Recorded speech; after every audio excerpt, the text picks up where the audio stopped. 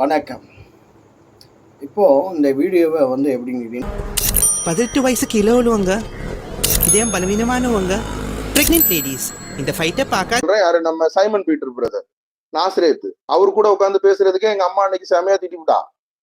இப்படிதான் அவங்களையும் உட்காந்து வளர்த்து விட்ட கடைசியில். வணக்கம். அதாவது பப்ளிக்காக போட்டதுனால இந்த வீடியோவை பப்ளிக்காக போட வேண்டியிருக்கு. தங்களுடைய நன்றி கடனுக்கு ரொம்ப நன்றி. சரிங்களா? அடுத்ததாக ஒரு விஷயம் இருக்குது. வருமானம் வரும்னா 2 நாள் கழித்து கூட அந்த வருமானத்தை இது பண்ணி போடலாம். ஆனால் அவமானம் அப்படிங்கிற ஒரு காரியம் வரும்போது அதை அன்றே தீர்த்து விடுகிறது தான் நல்லது. சரிங்களா? இப்போ சார்லஸ் ஜே சகோதரன் வந்து என்ன சொல்லியிருக்கிறாரு, வியூஸு போயிருக்கு, நான் வந்தால் தான் வியூஸ் இதாகும், அப்படி இருக்கும் இப்படி இருக்கும் அப்படின்னு சொல்லி சொன்னார். ஆனால் நீங்கள் பழைய வீடியோவை நீங்கள் பார்த்தீங்க அப்படின்னு சொன்னால் செல்லோ ரொமலோ அவங்களுடைய வீடியோவை வச்சு போட்டிருந்தேன். அதில் வந்து 21,000 வியூஸு, அதுக்கு மேலேயே அந்த வியூஸ் போச்சு. அதில் சப்ஸ்கிரைபர் நிறைய வந்தாங்க. அதுக்கப்புறம் ஷார்ட்ஸ் வீடியோவில் நிறைய பேர் வந்திருந்தாங்க. இப்படி நிறைய காரியங்கள் அதன் ஊடாகவே நம்முடைய சேனல் வந்து எப்படின்னா சர்ச்சிங்கில் கிரேடாக வந்தது.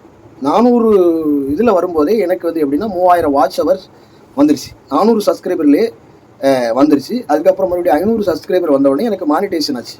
அப்போ மானிட்டேஷன் ஆனவுடனே சேனல் வந்து ரெக்கமெண்டேஷன் அதிகமாக வந்தது.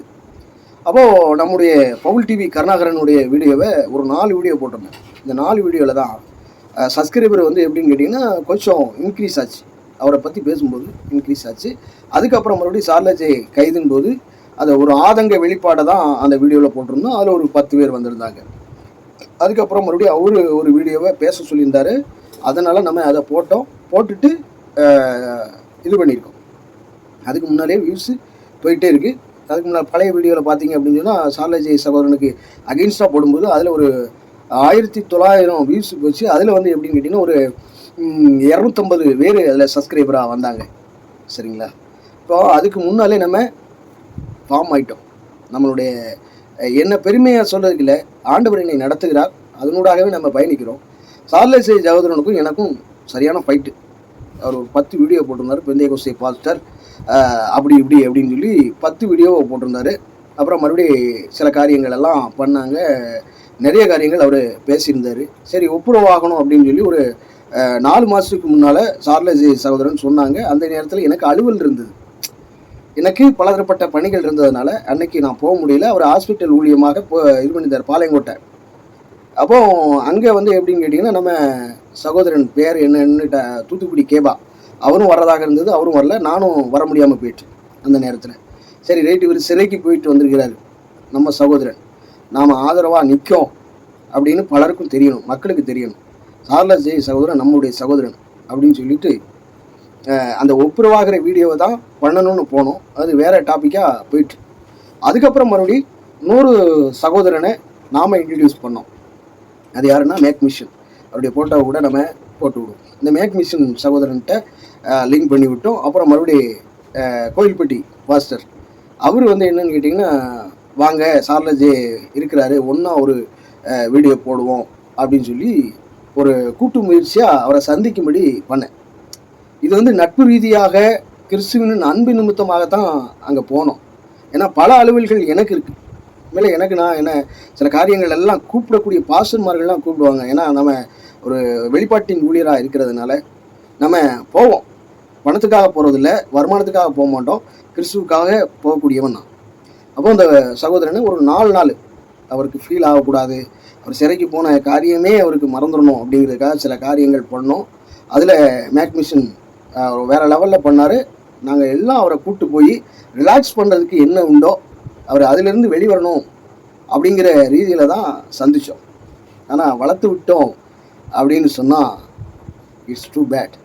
இது ஒரு நட்பை கொச்சப்படுத்துகிற மாதிரியான ஒரு காரியம். உங்களுக்காக நாங்கள் வந்தோம், ஏன் தெரியுமா, நாங்களாம் இருக்கோம் உங்களுக்கு. நான் உங்களுக்கு பலதரப்பட்ட வேறு தெரியும் அப்படின்னீங்க. மூக்குப்புரில் எனக்கு சொந்தக்காரன் இருக்கான், நாசிரியத்தில் எனக்கு சொந்தக்காரன் இருக்கான், அப்படி இப்படின்னு சொன்னீங்க. எந்த சொந்தக்காரனும் வரல, ஆனால் சொந்தமாக நினச்சவனா. அதனால் உங்களை தேடி ஓடி வந்தேன். ஆனால் நான் பெரிய ஆளாக்கி விடுதேன் அப்படின்னு உங்கள் அம்மா சொன்னாங்கன்னு சொல்லி ஒரு காரியத்தை போட்டுட்டீங்களே. அன்பை, விலை மதிப்புள்ள அன்பை, ஒரு நட்பை கொச்சப்படுத்துகிற மாதிரி என்னை வளர்த்து விட்டேன் அப்படின்னு சொல்லி ஒரு வார்த்தை விட்டீங்க. பார்த்தீங்களா? உங்களுடைய வீடியோவை என்ட்ரு பண்ணி போட்டதில் எனக்கு ஒரு 10 சப்ஸ்கிரைபர் போயிட்டாங்க. அதுக்கு அடுத்தாக்கில் சில காரியங்கள் எல்லாம் இருந்தது. எல்லா எதிர்ப்புகளும் இருந்தது. உங்களுக்கு ஆதரவான நிலையில் தான் இருந்தோம்.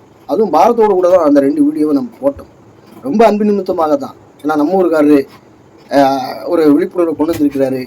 அந்த சகோதரனுக்கு எல்லாரும் ஆதரவு இல்லைன்னாலும் நாம் ஒரு ஆள் 1000 பேருக்கு சமம் அப்படிங்கிறத அவருக்கு இது பண்ணணும். அவரை வந்து தனித்தீவாக விடக்கூடாது அப்படிங்கிறதுக்காக தான் நம்ம ஒன்று கூடி சில கூட்டங்களாக ஏற்படுத்தி அவரை ஆர்கனைசேஸ் பண்ணோம்.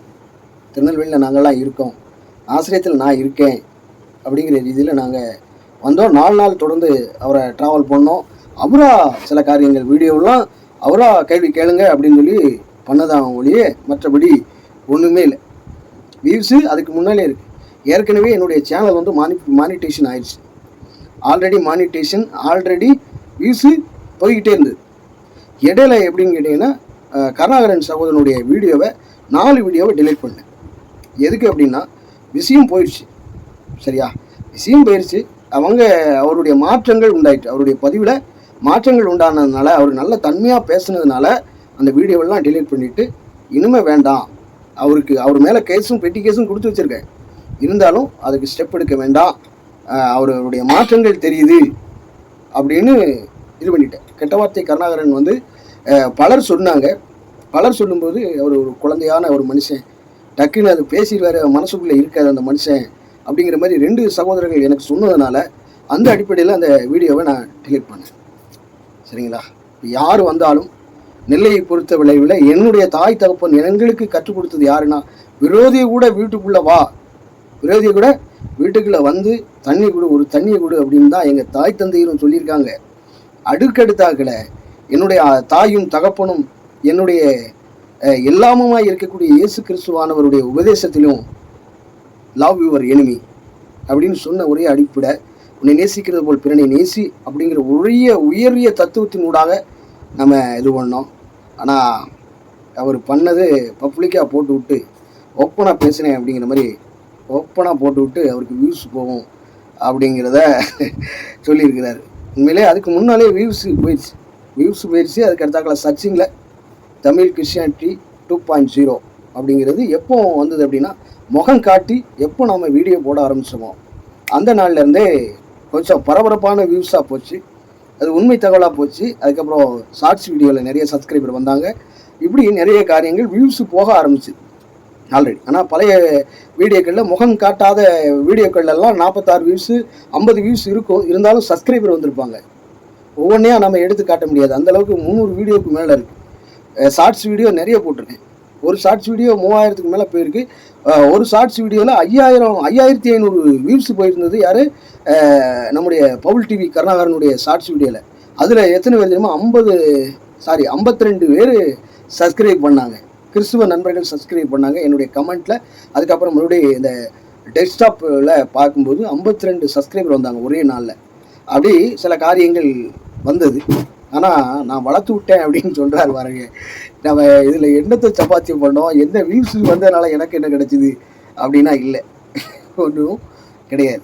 என்ன இந்த சூப்பர் தேங்க்ஸில் ஒரு அமௌண்ட் வந்திருக்கும், அவ்வளோதானே ஒழிய மற்றபடி கிடையவே கிடையாது. ஆனால் இப்படி பண்ணுவார், இப்படி பேசுவார் நான் நினச்சே பார்க்கல. அவ்வளோதான். உங்களுடைய அன்பு, உங்களுடைய நல்ல அன்புக்கு உங்களுடைய தங்கள் நன்றி கடனுக்கு ரொம்ப நன்றி. சரிங்களா? ரொம்ப நன்றி. ஏன் ஃபோனில் சொல்லியிருக்கலாமே, சார்லஜியை கேட்கலாம். ஆனால் ஃபோனில் அவர் சொல்லலை, லைவில் சொல்லிட்டார். எல்லாரும் மத்தியில் தன்னை மேன்மைப்படுத்தி என்னை சிறுமைப்படுத்தினா, என்னை அவமானப்படுத்தும் போது எப்படி இருக்கும்?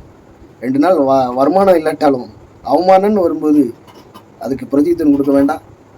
என்ன சொல்றீங்க? பார்க்குற நீங்கள்? அவ்வளோதான். வணக்கம்.